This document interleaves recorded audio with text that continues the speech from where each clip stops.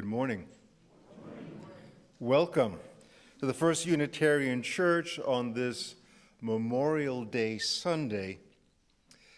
We prefer to regard Memorial Day as the gateway to summer, but we know deep down that it means so much more. This is the holiday that really and truly asks us to reflect and meditate on our responsibility to transform the world. As it is so ridden with war and suffering, can we bring voice to the prospects of peace, which can then bring us together as a global community? We may want to begin by acknowledging the truly poisonous effect of hate propaganda. We hear daily the appeal to fracture our society even further. So if we are to attain a peaceful world tomorrow, we must resist the demagoguery of today.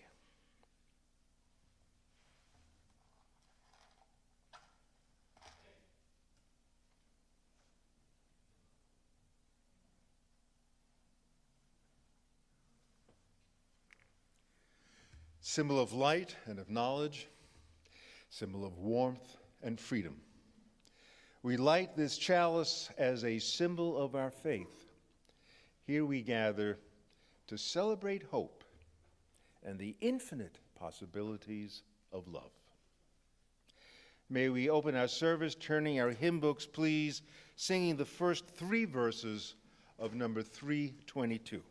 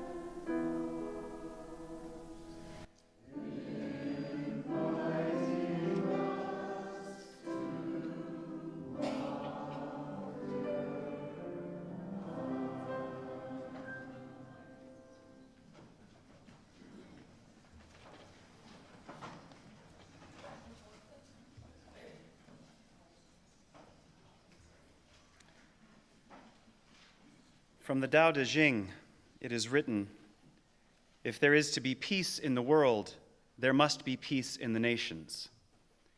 If there is to be peace in the nations, there must be peace in the cities. If there is to be peace in the cities, there must be peace between neighbors. If there is to be peace between neighbors, there must be peace in the home. And if there is to be peace in the home, there must be peace in the heart. Let us pause then for a moment of silence to turn towards that which we find most holy, so that we may seek and cultivate peace in our own minds and hearts.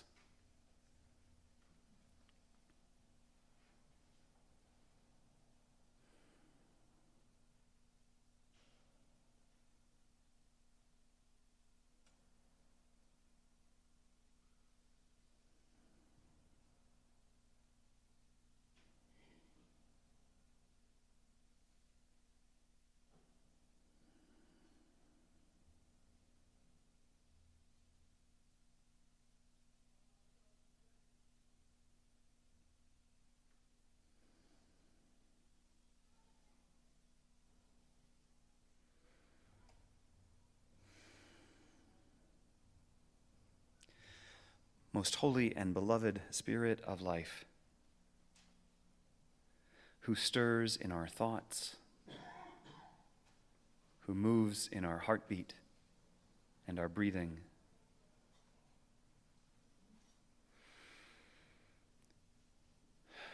we give thanks today for today, this stretch of life before us and within us. Always and especially on this Memorial Day weekend, we are reminded of the conflict and struggle of this life, and of how we are called to be of service in the world, and the many ways there are to respond to that call.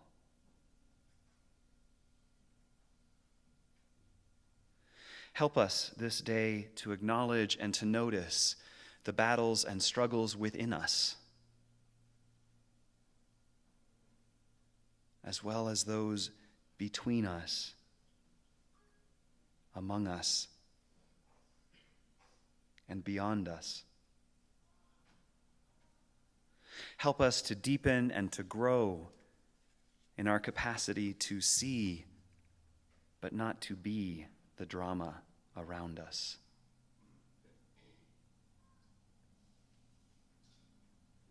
Show us the paths of wisdom and lead us to the fonts of courage, that we might live and love wisely and well.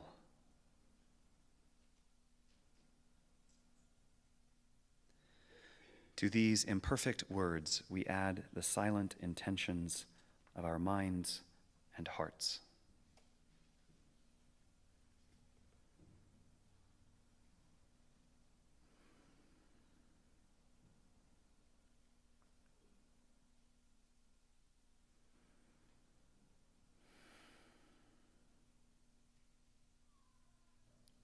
Shalom, salam, amen, and blessed be.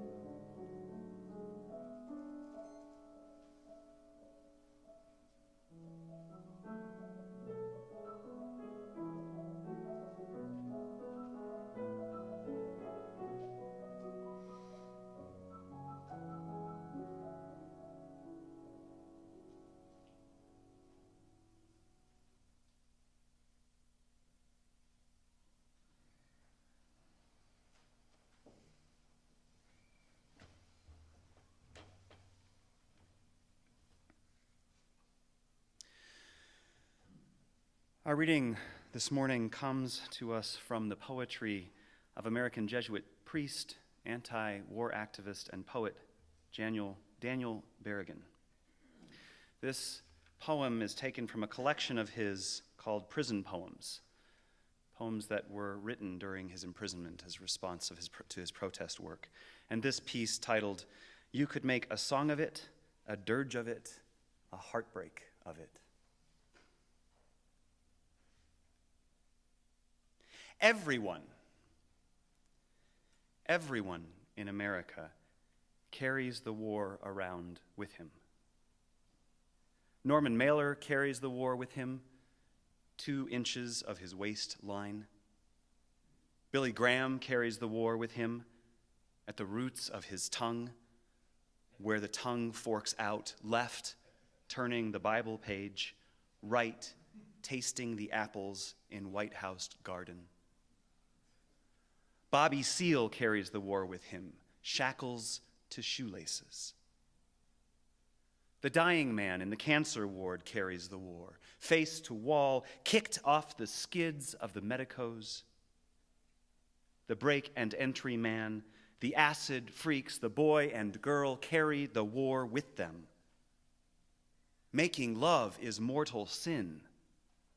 The war makers march. The love makers die. Cardinals carry the war around, a sign of the cross. Jews carry the war. The yarmulke sits on the classified head of Kissinger. The kids toss a switchblade in the mud. "Territory!" they cry, carving the breathing earth like a turkey corpse.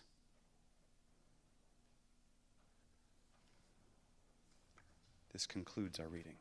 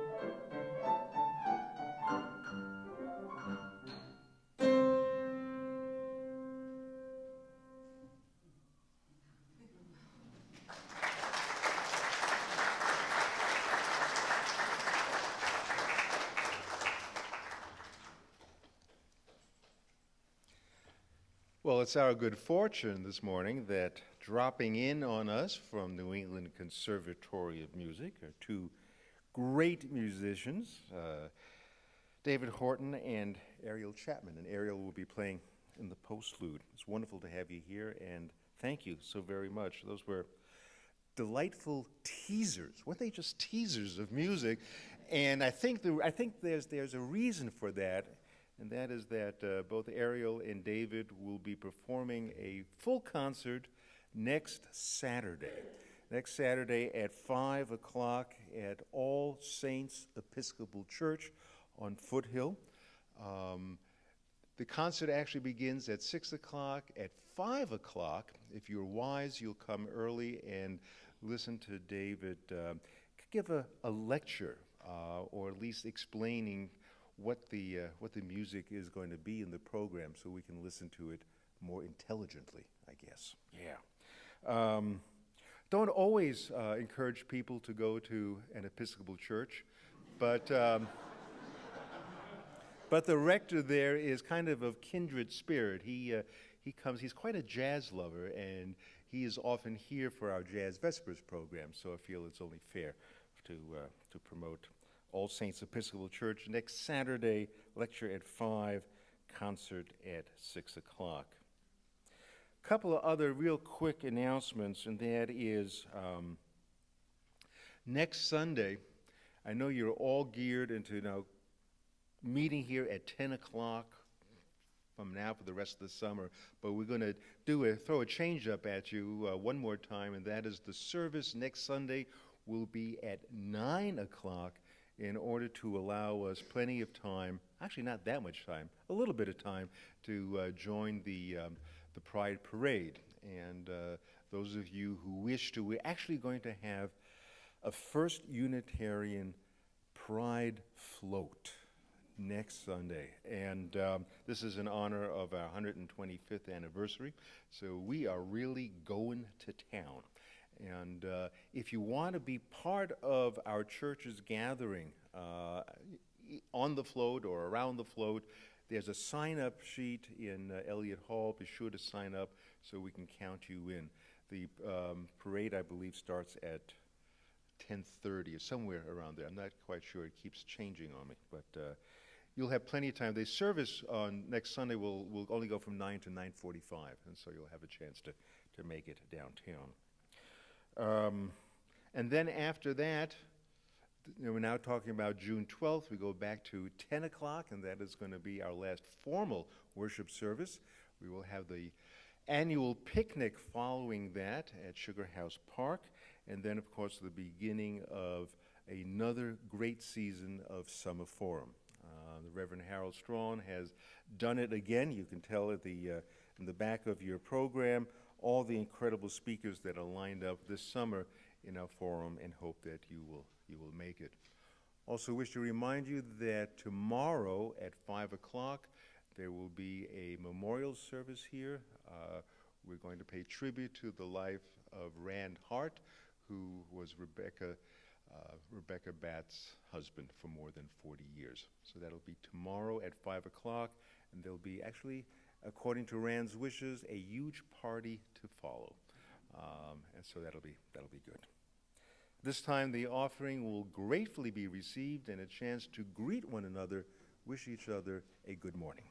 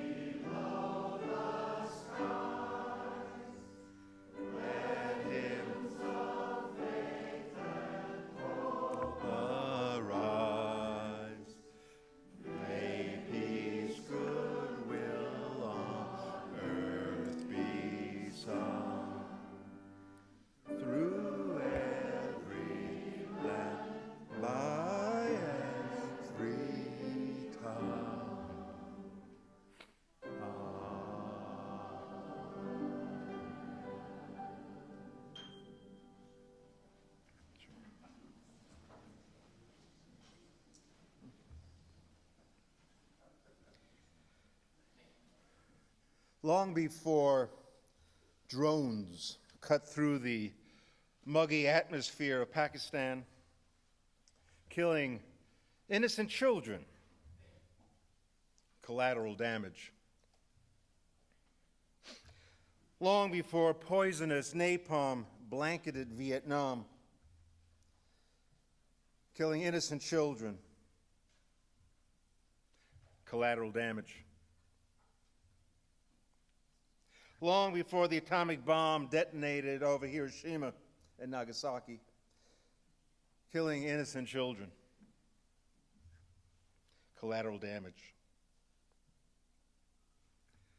Long before bombs were dropped in air raids over Berlin, killing innocent children, collateral damage. Long ago, the question was raised about why a man would kill another man. Originally, the concept was inconceivable, but it still found its way into the story of when civilization began. It was obviously on the minds of those who wove stories together in ancient Hebrew, because the question of killing another was raised right at the beginning of our sacred text, chapter 4 already in Genesis. Genesis chapter 4. So let's get the story set. Adam and Eve had two sons, Cain and Abel. And one day Cain, supposedly at the age of 15, took a rock and killed Abel. God asks Cain, "Where is Abel, thy brother?" And Cain's response was far from clear. He said, "I know not. Am I my brother's keeper?" This reminds me a little of that old joke of when a rabbi is asked, "Why do Jews always answer a question with another question?" And the rabbi says, "Why not?"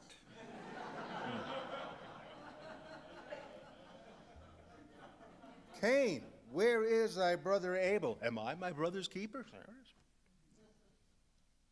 That's probably the first question raised in the Bible, answered by another question. Am I my brother's keeper? Cain was a crop farmer, Abel a shepherd. When God asked them to offer a sacrifice to him, Cain offered a little grass, probably some weeds, some wasted, dried up produce just lying there on the ground. Abel sacrificed to God the firstborn of his flock.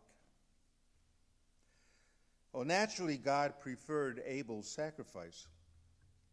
And so Cain, feeling slighted by God, took his brother out into the field and bashed his head in with a rock.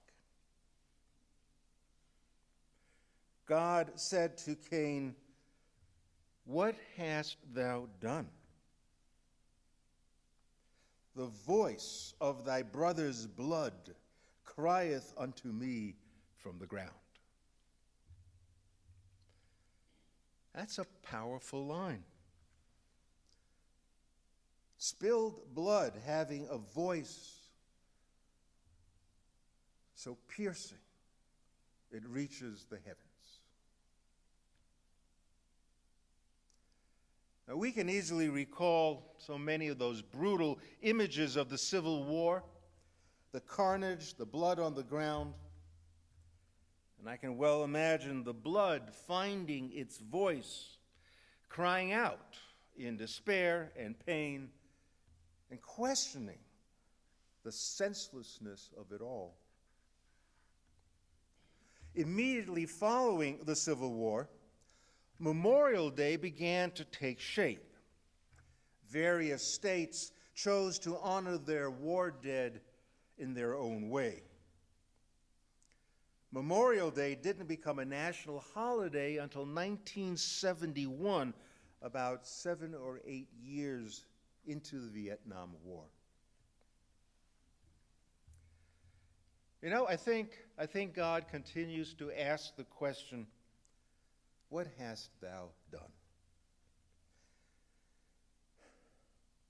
Instead of answering directly, we say, well, the dead sacrificed their lives in defense of their country. And so we pay them tribute on this day.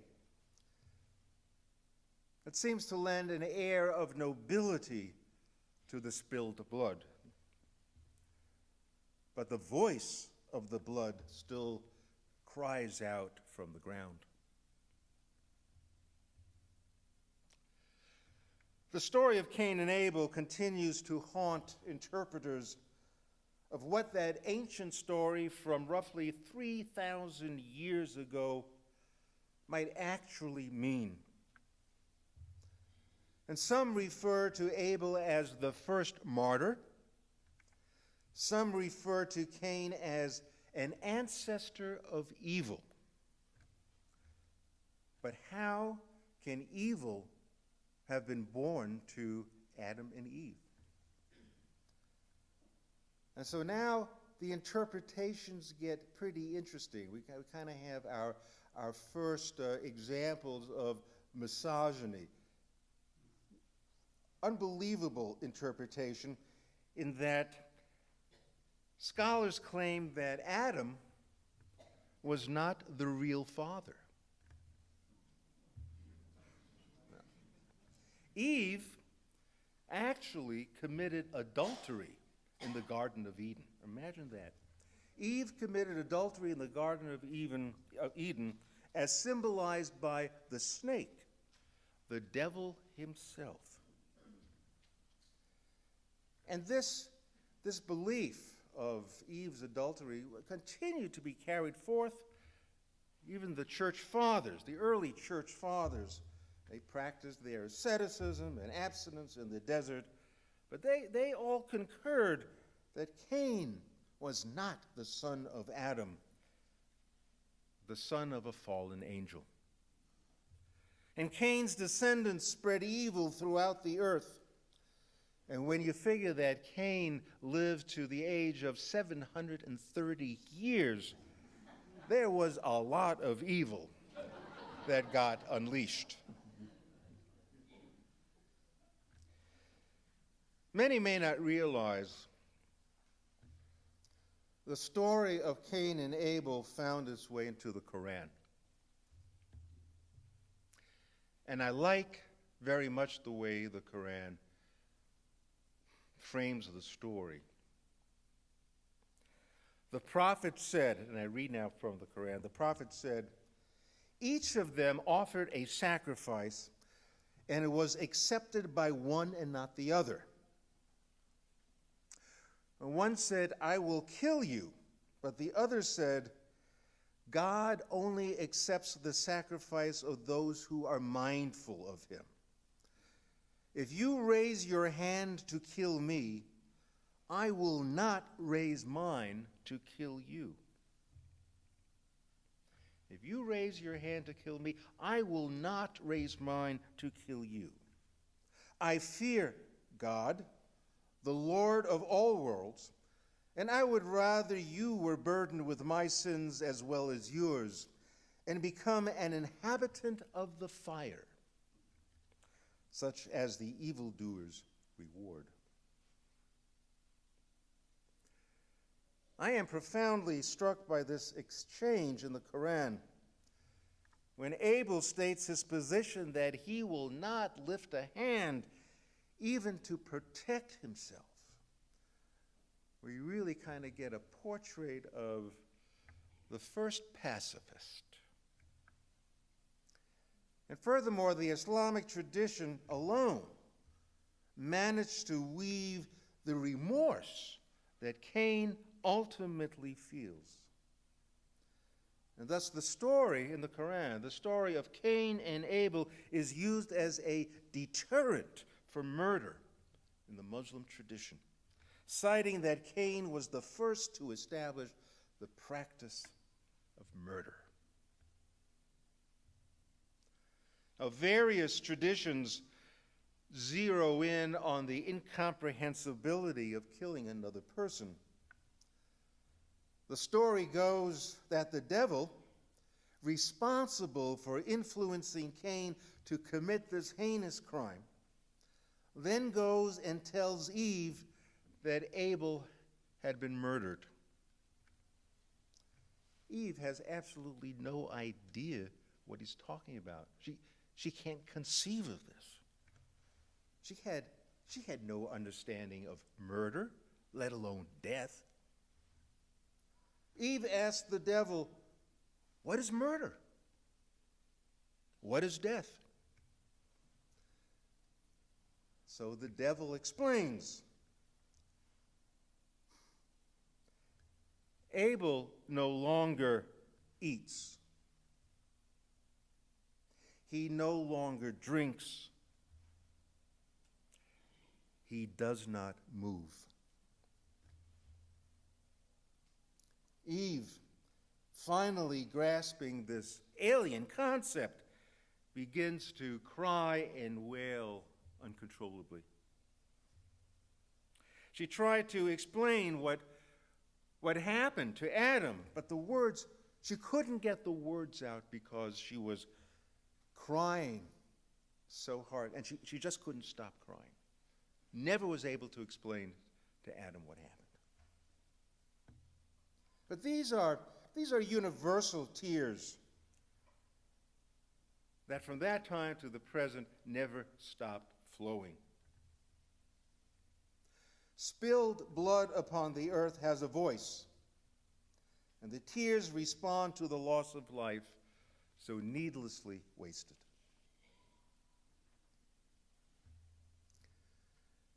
The Trappist monk Thomas Merton reminded his readers in his epic book called The Nonviolent Alternative that the First World War was ostensibly the war to end all wars.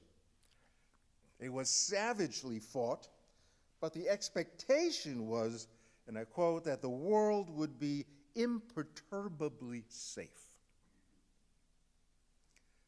Well, we now know otherwise. From the Second World War forward, massive attacks on defenseless civilian centers have come to be accepted as perfectly normal. And just a couple of months ago, when our military leveled a hospital run by Doctors Without Borders, the justification for killing ceased to hold any relevance at all.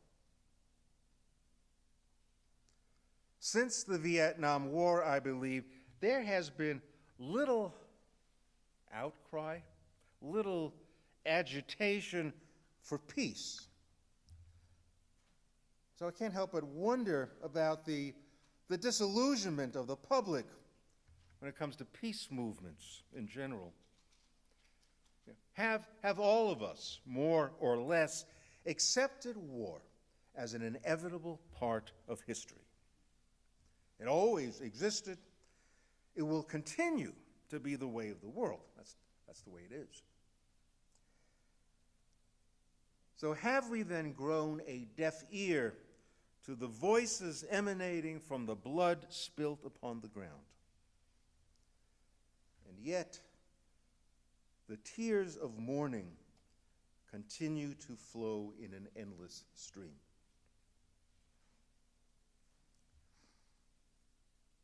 When God asked Cain, "What have you done?" he framed the question as a moral one. Now, that which makes a problem moral is that there is always an implied choice. We have options before committing ourselves to one response. And a problem becomes a moral problem when judgments can be made about the consequences of the decision. As members of society, we ought to be making decisions that reflect a common burden, a common responsibility. Of course, we can pretend we have no choice. The ruling political forces make decisions for us. And they insist that it is sometimes necessary to kill our brothers and sisters and those children around the world. Leaders identify others as the enemy, failing to see that the enemy is as human as we are. In our failure to shake off our passive acceptance of things as they are, or renounce the relentless killing by bombs, missiles, poisonous gas, drones, what happens then is that our problems become very spiritual in nature. We fall into this pitiful, fatalistic acceptance of war, acceptance of destruction, acceptance of murder. It's no wonder then that the inspired leaders for peace are mostly religious leaders. They feel the weight of this spiritual dimension to killing, despite the lies told by all the various governments. The lies that seem to indicate, well, there are no alternatives. This is what we must do. And just as Abel refused to ever lift a finger against his brother, so too are these nonviolent leaders pacifists who practice civil disobedience as a means of awakening the public to its moral responsibility. Yes, people, you have choices. And I'm thinking of leaders such as Mahatma Gandhi, Dr. Martin Luther King Jr., and the activist priest who died just a couple of weeks ago, who wrote the poem you heard this morning. Father Daniel Berrigan died at the age of 94. He was a remarkable man. Berrigan was a Jesuit priest, a poet, a prophet, an agitated voice in opposition to the Vietnam War, but he also continued his opposition to the many wars that followed Vietnam. Now, back in the 1960s, he articulated so clearly the message that still stands so obvious and firm today. He tied it all together. He said, militarism and racism and poverty and capitalist greed are interconnected pieces of the same problem, and that problem is an unjust society. And today, 50 years later, Bernie Sanders is trying to say the same thing. And what he's doing is calling this concept a revolution.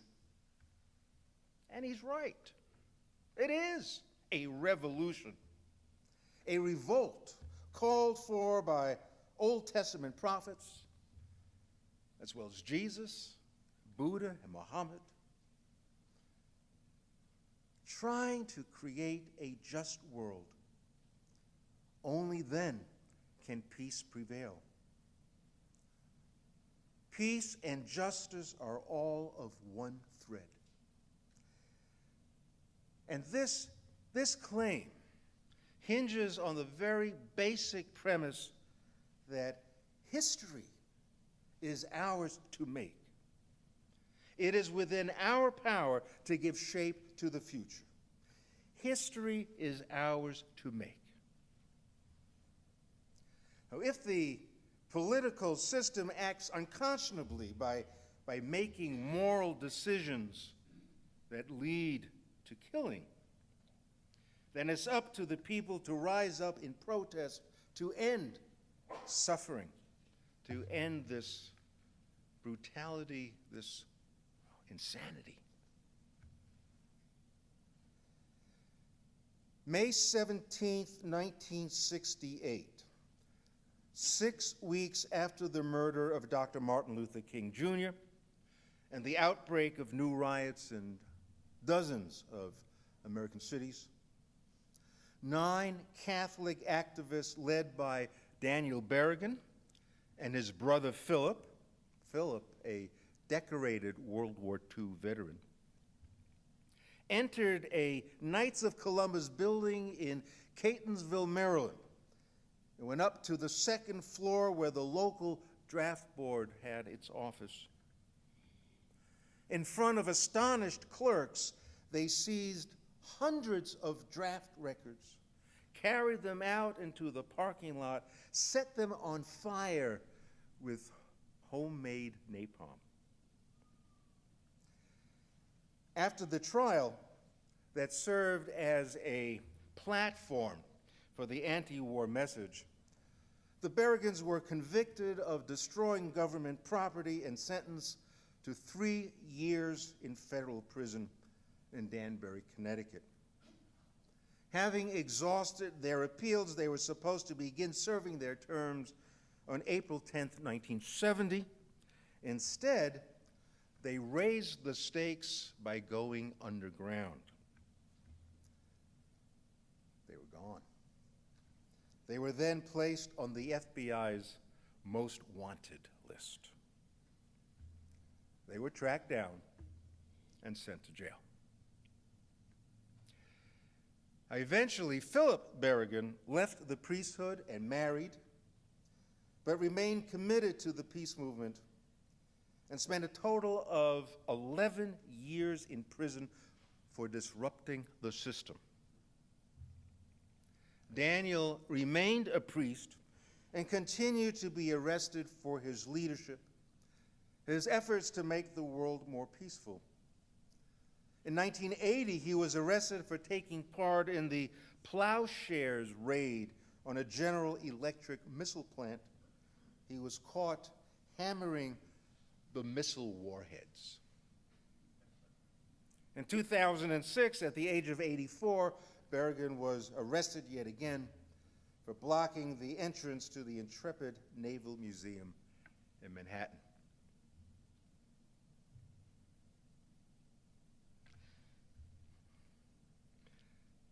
Today, we honor the fallen soldiers, lost to their families and loved ones forever. We honor them with decorations and with words praising their courage. But we also need to honor the war dead by making new commitments to peace, much like President Obama did this week in Hiroshima. And Berrigan's prophetic voice laid at rest now, but his voice, which still echoes, will hopefully remind all of us that creating a peaceful world, that's our struggle. That's our cross to bear. It needs personal commitment and sacrifice because it will never be wrought by sentiment alone. Oh, I wish there were peace. That doesn't suffice. Being involved in the peace movement is a very difficult exercise. Berrigan himself began to despair as the peace movement continued to wither in our wars in Iraq and Afghanistan. He said that perhaps it was folly. Can you imagine Berrigan saying that? It was folly to expect lasting results. But then he wrote, maybe as a reminder to himself as well as to us, that we had to keep trying to do the right thing regardless of the near certainty that it would make no difference. Let me offer one final window in which we get a peek into what may have made Berrigan the man that he was. And this is from an account written by James Carroll, a self-proclaimed disciple of Berrigan. Tet sparked a savage renewal of U.S. bombing of North Vietnam. As it happened, a pair of American peace activists arrived in Hanoi just then on a mission to receive from the North Vietnamese 3 freed prisoners of war. The activists were the historian Howard Zinn and Daniel Berrigan. He and Zinn spent their first night in Hanoi in an underground shelter while U.S. bombs fell from the sky under the rain of fire, as Berrigan described it. That night, and on subsequent nights, they huddled in shelters with especially children. Children who, for Berrigan, obliterated from then on any capacity he might have had to cloak the realities of war in abstraction.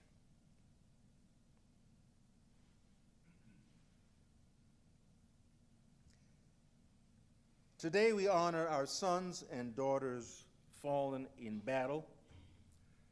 We honor also the loss of lives, referred to as collateral damage, the civilian bystanders who were caught in the deployment of mass destruction.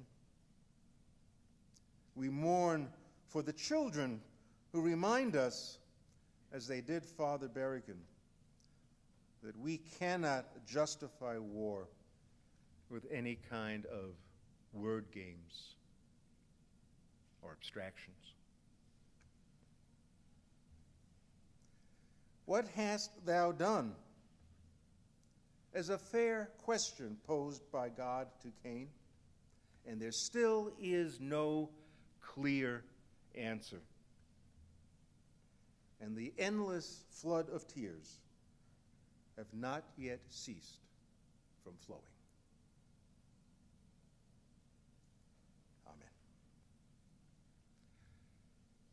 Can we conclude our service turning our hymn books, please, to hymn number 163.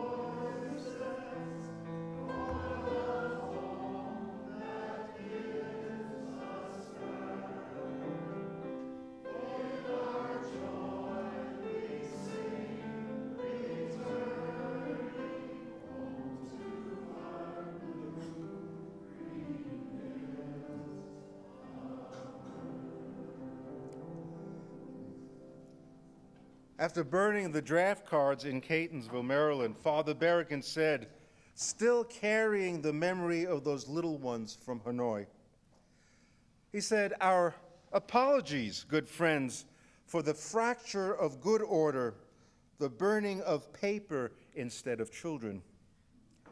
We could not, so help us God, do otherwise, thinking of the land of burning children. How many must die before our voices are heard? How many must be tortured, dislocated, starved, maddened? When and at what point will you say no to this war?"